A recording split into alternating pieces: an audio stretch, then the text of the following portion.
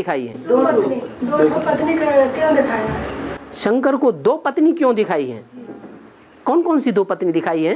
और एक गौरी पार्वती और गौरी।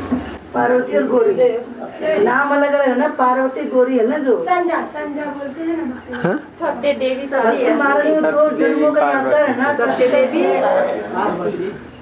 और पार्वती है? एक है सत्य देवी और एक है पार्वती। सत्य देवी? सत्य देवी नहीं, सती देवी वो पूर्व जन्म की है। क्या माने? शंकर की दो पत्नियां हुई। क्या? जीवन तो शंकर का एक है। सृष्टि में आदि से अंत तक शंकर को दिखाते हैं ना। जन्म मरण नहीं दिखाते। माने कहाँ की यादगार? संगम युग की यादगार है कि उनको निश्चय अनिश्चय का जन्म मृत्यु नहीं होता। तो आदि में सती थी पत्नी। कौन?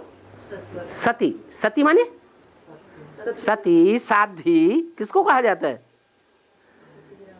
जिसकी कभी दूसरे के ऊपर दृष्टि न जाए, दृष्टि मात्र भी न जाए।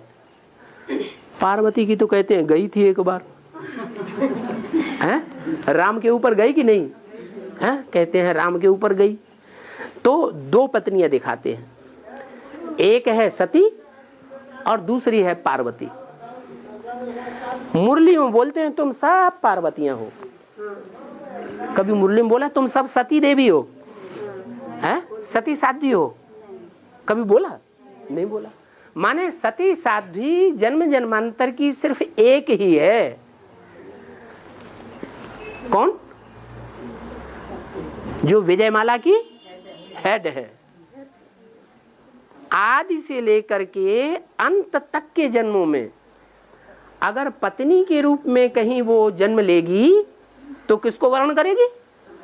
हैं? शंकर को ही वर्ण करेगी।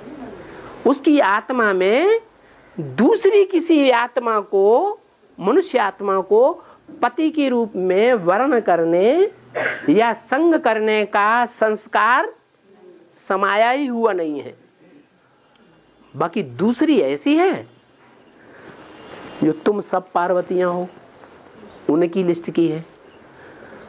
माने तुम सब पार लगाने वाली हो। क्या? पार लगाने वाली या डुबोने वाली? पार लगा माने कुछ न कुछ सब में परसेंटेज में जो पार्ट है किसका? शंकर का जो पार्ट है, प्रजापिता का जो पतित पने का पार्ट है, उसको और उसके बच्चों को।